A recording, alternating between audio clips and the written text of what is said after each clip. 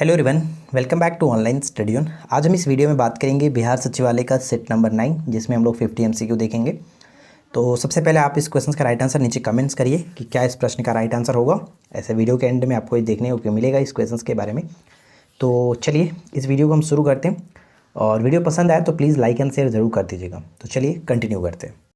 देखिए, सबसे पहला प्रश्न कह रहा है कि सूची 1 को सूची 2 के साथ मैच करना है। तो यहाँ पे एक तरफ शासक दिया गया, दूसरी तरफ उनसे संबंधित वंश दिया गया। तो मैच करते हैं कौन से शासक किसके साथ यहाँ पे मैच होगा।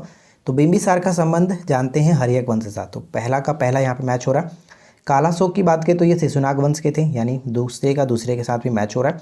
तीसरे की बात करें तो यहाँ पे हम देख सकते हैं महापदम नंद, जो कि नंद वंश के थे, तो यहाँ पे सी का 4 के साथ। तो सी का 4 यहाँ पे कहाँ पे, यहाँ पे, यानी सही आंसर हो जाएगा ऑप्शन बी को टिक करेंगे।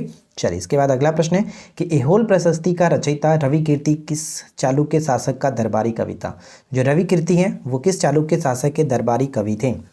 तो इस प्रश्न का हमारा करेक्ट आंसर क्या बन जाएगा, ऑप्शन हम बी को टिक करेंगे, पुलकेशिन द्वितीय। पुलकेशिन द्वितीय is the right answer, option B को टिक करेंगे। ठीक है, और इन्होंने ही जो कि हर्षवर्धन को हराया था, इसे याद रहेगा, नर्मदा नदी के तट पर हराया था, और हराने के बाद दक्षिणा पंतेश्वर या फिर हम कह सकते हैं परमेश्वर की उपाधि इन्होंने धारण किया था।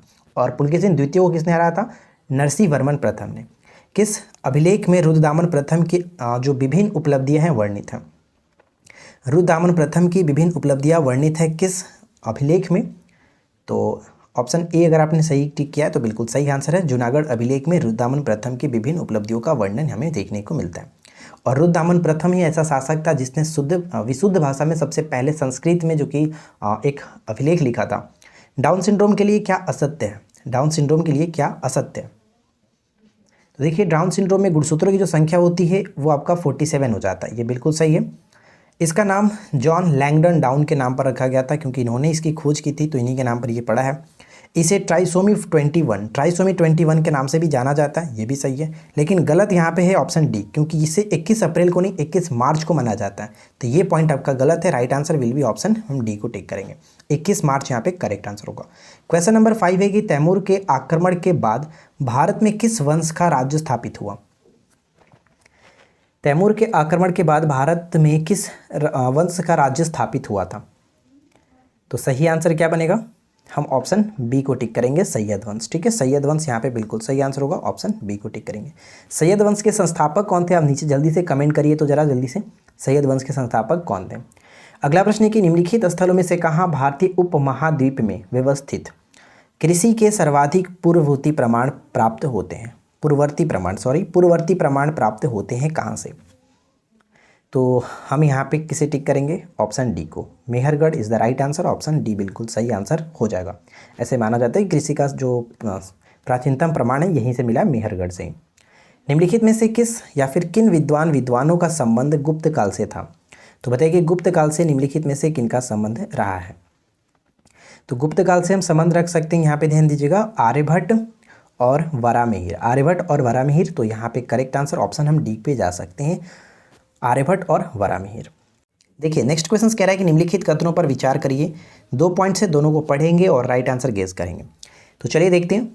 पहला पॉइंट से कि लॉर्ड माउंटबेटन शिमला सम्मेलन के दौरान वायसराय थे, ये पॉइंट गलत है, क्योंकि शिमला सम्मेलन के दौरान लॉर्ड वेवेल थे, ये पॉइंट गलत। सेकंड पॉइंट कि भारतीय नौसेना विद्रोह 1946 में तब घटित हुआ जब केवल मुंबई में नाविकों ने सरकार के खिलाफ विद्रोह किया, ये पॉइंट गलत है। केवल मुंबई यहाँ पे गलत होगा, क्योंकि इसके अलग अलग क्षेत्र में भी थे क्योंकि विद्रोह फैला हुआ था, जैसे बम्बई, लाहौर, दिल्ली, यहाँ पे भी ये फैला हुआ था। तो केवल मुंबई कहना गलत होगा, तो ये पॉइंट गलत होगा। तो सही क्या है, दोनों के दोनों पॉइंट्स गलत ही होंगे, कोई सही नहीं है, इसलिए राइट आंसर डी पे जाएंगे कि दोनों के दोनों पॉइंट्स गलत है। चलिए अगला पॉइंट है कि संविधान में मंत्रिमंडल जो कैबिनेट है, इसका शब्द एक बार प्रयोग हुआ है कहाँ पर। कैबिनेट शब्द का प्रयोग सिर्फ एक ही बार किया गया, और ये आपका अनुच्छेद 352 में किया गया, अनुच्छेद 352 में। HTTP का विस्तारित रूप क्या है, यानी कि HTTP का फुल फॉर्म क्या होता है।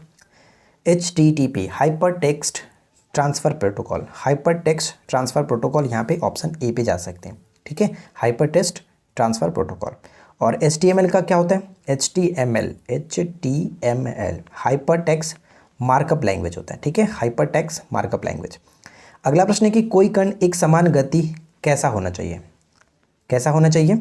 तो एक समान गति पर कैसा होना चाहिए, तो उसका वेग एक समान हो जाता है, उसका वेग एक समान हो जाता है, सी हो जाएगा। वर्णक्रम स्पेक्ट्रम में मूल रंग कौन से होते हैं? मूल रंग हैं या फिर प्राथमिक रंग कह सकते हैं। प्राथमिक रंग रेड जीबी मैंने हम याद किया था, रेड जीबी।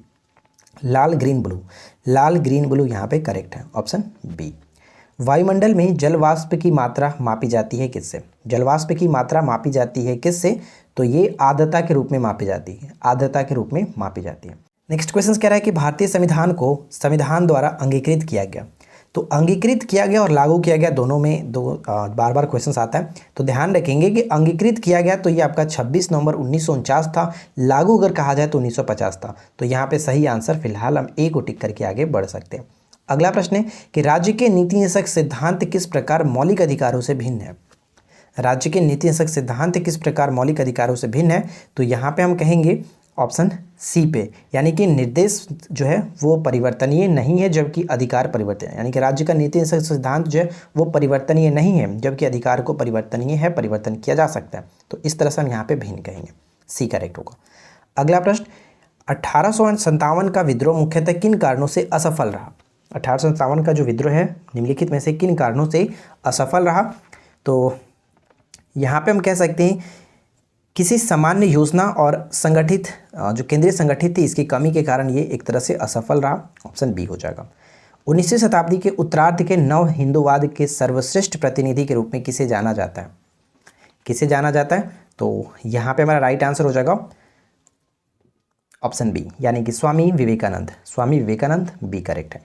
निम्नलिखित में से किसने ऑल इंडिया मुस्लिम लीग की स्थापना की थी? ऑल इंडिया मुस्लिम लीग की स्थापना किसने की थी? ऑप्शन डी हो जाएगा नवाब सलीमुल्लाह खां। नवाब सलीमुल्लाह खां।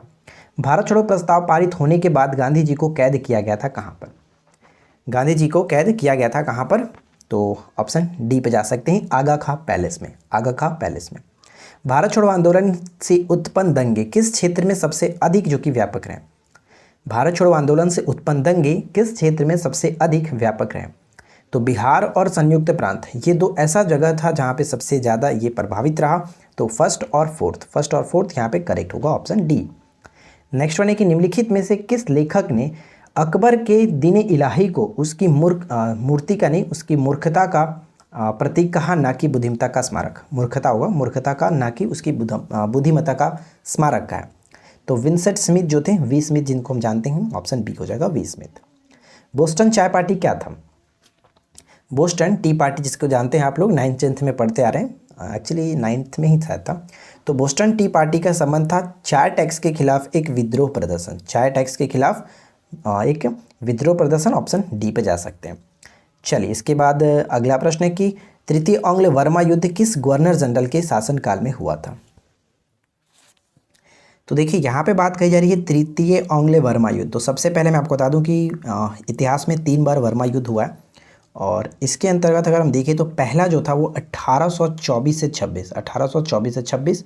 सेकंड की बात करें तो दूसरा जो युद्ध हुआ 1852 में हुआ था और तीसरा अगर हम देखें तो तीसरा याद रखिएगा 1885 में हुआ था, 1885 में। तो यहाँ पे हम देख सकते हैं जो तीसरी की बात की जाए तो तीसरा 1885 और 1885 एक चीज़ आपको याद होगा कि जो कांग्रेस की स्थापना आपने याद रखा है लॉर्ड डफरिन, तो बस यही है, लॉर्ड डफरिन के समय में ही हुआ था। तो ऑप्शन सी पे जा सकते हैं। चलिए अगला प्रश्न है कि भारतीय जो कि सब प्राचीन भारतीय इतिहास में प्रतिलोम विवाह तब माना जाता है? प्रतिलोम विवाह तब माना जाता है, बताइए। प्रतिलोम का मतलब क्या हुआ? उल्टा विवाह।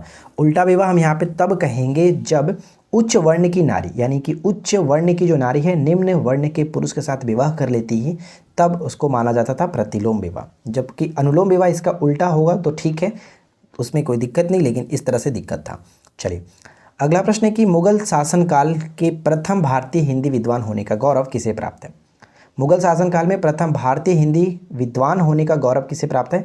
मलिक मोहम्मद जैसी। मलिक मोहम्मद जैसी यहाँ पे करेक्ट होगा, ऑप्शन ए।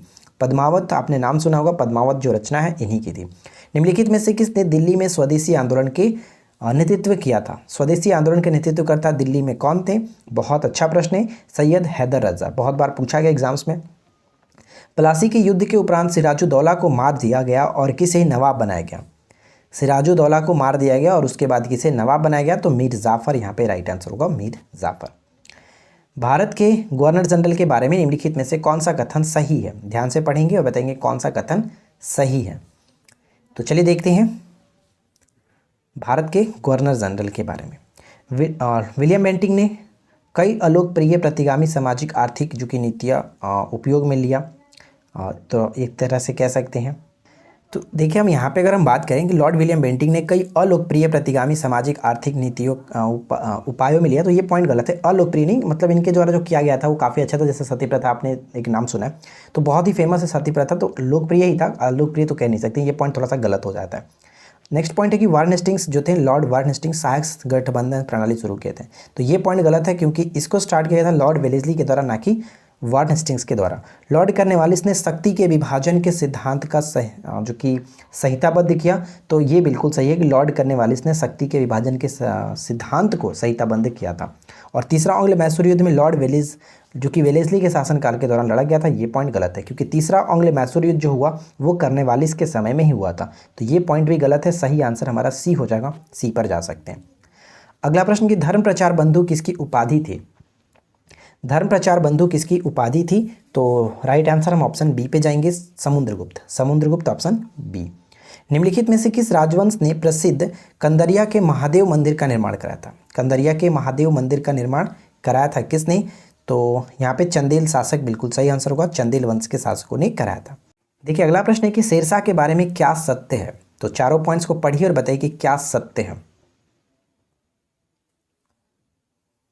देखिए एक्चुअली क्वेश्चंस में थोड़ा सा मिस्टेक है, यहाँ पे सत्य नहीं हमें बताना है क्योंकि सत्य नहीं है। शेरशाह उपज का 1/3 भाग कर के रूप में निर्धारित किया। शेरशाह के समय में किसानों की जरिमाना यानी सर्वेक्षण शुल्क तथा हासिलाना कर संग्रह शुल्क भी चुकाना पड़ता था। भूमि की पैमाने हेतु शेरशाह जो कि 32 अंक वाले सिकंदरी गज एवं सन्न की डंडी की प्रयोग करते थे, ये भी सही है। गलत यहाँ पे हो जाएगा ऑप्शन डी, क्योंकि सासाराम में एक सुंदर किले का निर्माण, ये गलत है क्योंकि सासाराम में इनका मकबरा है, सुंदर किला नहीं कह सकते हैं, तो ये पॉइंट हमारा गलत है, ऑप्शन डी पे जाएंगे। क्वेश्चंस में थोड़ा सुधार करेंगे, क्वेश्चंस में शेरशाह के बारे में सत्य नहीं है, ठीक है। चलिए अगला प्रश्न, 1857 के संदर्भ में किसने कहा कि ब्रिटिश शासन को उखाड़ फेंकने के लिए भारतीय जनता की क्रांति, किसने कहा था ये बात? ये बात कही थी कार्ल मार्क्स के द्वारा, कार्ल मार्क्स ऑप्शन ए। केंद्र में द्वैध शासन किस अधिनियम के अंतर्गत स्थापित किया गया? केंद्र में द्वैध शासन किस अधिनियम के अंतर्गत स्थापित किया गया था? तो राइट आंसर हो जाएगा ऑप्शन हम सी पे जाएंगे, भारत सरकार अधिनियम 1935। अगला प्रश्न हमारा कह रहा है कि वर्ष 1952 में सामुदायिक विकास कार्यक्रम की समीक्षा करने के लिए किस समिति का गठन किया गया? किस समिति का गठन किया गया? तो राइट आंसर यहाँ पे बन जाएगा ऑप्शन डी, यानी कि बलवंत राय मेहता समिति। और ध्यान रखेंगे सामुदायिक विकास कार्यक्रम 1952 में स्टार्ट किया गया था, ये बहुत इंपॉर्टेंट है, पूछा जाता है। नेक्स्ट क्वेश्चन है कि कैवल्य किस धर्म से जुड़ा हुआ है? कैवल्य किस धर्म से जुड़ा हुआ है? तो कई बार हमने बात किया कि कैवल्य जो होता है वो जैन धर्म से संबंधित है, पूर्ण ज्ञान को कहा जाता है, जैन धर्म में पूर्ण ज्ञान को कैवल्य के शब्द दिया गया, नाम ऑप्शन बी होगा। संसद द्वारा आपातकाल में राज्य के विषयों पर बनाए गए कानून आपातकाल की समाप्ति के बाद कितने समय तक प्रभावी रहता है? कितने समय तक प्रभावी रहता है? तो राइट आंसर ऑप्शन डी पे जाएंगे, 6 माह तक प्रभावित रहता है। किसी राज्य में समानतः किसके परामर्श से राष्ट्रपति शासन लागू किया जाता है? किसके परामर्श से राष्ट्रपति शासन को लागू किया जाता है? तो राज्य के राज्यपाल के परामर्श से राष्ट्रपति शासन अनुच्छेद 356 के तहत लगता है। भारत के संविधान के किस अनुच्छेद में अंतर्राज्यीय परिषद के संबंध में प्रावधान के बारे में है? अंतर्राज्यीय परिषद, अंतर्राज्यीय परिषद का संबंध यहाँ पे राइट आंसर बनेगा ऑप्शन ए, अनुच्छेद 263। अनुच्छेद 263 करेक्ट आंसर है। नेक्स्ट क्वेश्चन क्या कह रहा है, ध्यान दीजिएगा कि भारत में ब्रिटिश शासनकाल के दौरान पृथक निर्वाचन चुनाव पहली बार किस अधिनियम के तहत कराए गए थे? पृथक निर्वाचन चुनाव जो है पहली बार किस अधिनियम के द्वारा कराया गया था? तो भारत समिति अधिनियम, भारत शासन अधिनियम 1919, और जिसको हम लोग मार्ले मिंटो सुधार अधिनियम के नाम से भी जानते हैं। नेक्स्ट क्वेश्चन कह रहा है कि भारतीय संघ में जम्मू कश्मीर राज्य के इंस्ट्रूमेंट ऑफ एक्सेसियन पर हस्ताक्षर किए थे किसने? किए गए थे किसके द्वारा? तो ये जो हस्ताक्षर किया गया था, ऑप्शन ए बिल्कुल सही आंसर होगा, हरि सिंह के द्वारा हस्ताक्षर किया गया था। ये क्वेश्चन बहुत इंपॉर्टेंट है और ये पहले प्रीवियस में पूछा गया क्वेश्चन है, तो इसको याद रखिएगा, ठीक है। अगला प्रश्न है कि कंवल टाइगर रिजर्व किस राज्य में स्थित है? कंवल टाइगर रिजर्व का संबंध किस राज्य से है, बताइए। तो इस प्रश्न का राइट आंसर क्या होगा? कंवल टाइगर रिजर्व का संबंध हो जाता है ऑप्शन बी के साथ, जो कि तेलंगाना, ठीक है, तेलंगाना यहाँ पे करेक्ट होगा। अगला प्रश्न है कि संयुक्त राष्ट्र ने 2020 को किसका अंतर्राष्ट्रीय वर्ष घोषित किया था? 2020 को किसका अंतर्राष्ट्रीय वर्ष घोषित किया गया था? तो सही आंसर ऑप्शन हम सी पे जाएंगे, यानी राष्ट्रीय पादप स्वास्थ्य वर्ष घोषित किया गया था। राइट आंसर हो जाएगा ऑप्शन सी, अंतर्राष्ट्रीय पादप स्वास्थ्य वर्ष। क्वेश्चन नंबर जो कि 44 है, दक्षिण भारत में नीलगिरी पहाड़ियों में दक्षिणी छोर पर स्थित पास को क्या नाम दिया गया? दक्षिण भारत में नीलगिरी पहाड़ियों के दक्षिणी छोर पर जो पहाड़ी है, दक्षिणी छोर पर स्थित पास है, उसको क्या नाम दिया गया? तो ध्यान रखिएगा, इस पास का नाम हम कहेंगे, जो कि ऑप्शन ए पे जाएंगे, पालघाट दर्रा। ठीक है, पालघाट दर्रा बताया गया किसको किसको जोड़ता है? कोयम्बटूर कोचिन को कोयम्बटूर से जोड़ता है, कोचिन को कोयम्बटूर से। निम्नलिखित में से किसे वैश्विक विरासत का जंगल कहा जाता है? वैश्विक विरासत का जंगल कहा जाता है। तो ध्यान रखेंगे, इस प्रश्न का राइट आंसर हमारा बन जाएगा ऑप्शन सी, यानी पश्चिम बंगाल के सुंदरवन। पश्चिम बंगाल में सुंदरवन, ऑप्शन सी पे जाएंगे, पश्चिम बंगाल में सुंदरवन। देखिए, इस प्रश्न का राइट आंसर तो हो गया आपका ऑप्शन सी। और अगला प्रश्न है कि ट्रॉपिकल ग्रासलैंड, जिसको चारागाह कहा जाता है, ग्रासलैंड चारागाह कौन सा है? ट्रॉपिकल का मतलब उष्णकटिबंधीय जो कहा जा रहा है, उष्णकटिबंधीय कौन सा होता है? तो उष्णकटिबंधीय सवाना यहाँ पे बिल्कुल सही आंसर होगा, सवाना। जबकि आपने वेल्ड पढ़ा होगा, शीतोष्णकटिबंधीय होता है, वेल्ड होता है, वेल्ड, तो वो भी आपका दक्षिण अफ्रीका का ही है, तो उसको भी याद रखिएगा। सहायक नदी और मुख्य नदी के संबंध में यहाँ पे आपको बताना है कि कौन सा मिलान सही है। तो देखिए, यहाँ पे अगर हम बात करें कि कौन सा मिलान सही है, तो चंबल यमुना की सहायक नदी है, बिल्कुल सही। सोन ये आपका नर्मदा का, ये पॉइंट्स गलत। और मानस ब्रह्मपुत्र की। तो फर्स्ट और थर्ड तो करेक्ट है, इसलिए हम यहाँ पे ऑप्शन बी पे जा सकते हैं, बी सही होगा। खैबर मार्ग से कौन कौन से जुड़े हुए देश हैं? खैबर मार्ग से कौन कौन से देश जुड़े हुए हैं? तो यहाँ पे देख सकते हैं, खैबर पास से अफगानिस्तान और पाकिस्तान जुड़े हुए, अफगानिस्तान और पाकिस्तान, तो सी बिल्कुल सही आंसर होगा, ऑप्शन सी पे जाएंगे। खैबर दर्रा से पाकिस्तान और अफगानिस्तान जुड़े हुए। मसाई निम्न में से किसकी आदिम जनजाति है? मसाई जो है निम्नलिखित में से किसकी आदिम जनजाति है? तो यहाँ पे करेक्ट आंसर हम बी पे जाएंगे, तंजानिया। तंजानिया की राजधानी क्या होता है? डोडोमा। ठीक है, तंजानिया की राजधानी डोडोमा। आज के इस वीडियो का आखिरी प्रश्न है कि अस्माउनी, अस्माउनी जो है वो किसकी एक प्रजाति है? अस्माउनी किसकी एक प्रजाति है? तो ये कपास की एक प्रजाति है, अस्माउनी कपास की एक प्रजाति है। तो फ्रेंड्स, आज की इस वीडियो में हमने 50 MCQ कवर किया। आई होप कि आप लोग को ये वीडियो अच्छा लगा होगा। वीडियो आपको कैसा लगा नीचे कमेंट्स करके बताइए। अगर पसंद आया हो तो ज़्यादा से ज़्यादा अपने फ्रेंड के साथ शेयर करिए, और चैनल पे पहली बार है तो सब्सक्राइब करके नोटिफिकेशन बेल आइकन को ऑल पे सेट कर दीजिए। हम मिलते हैं आपके साथ इसी प्रकार के नेक्स्ट वीडियो में नए टॉपिक के साथ। Thanks for watching, keep learning, have a good day.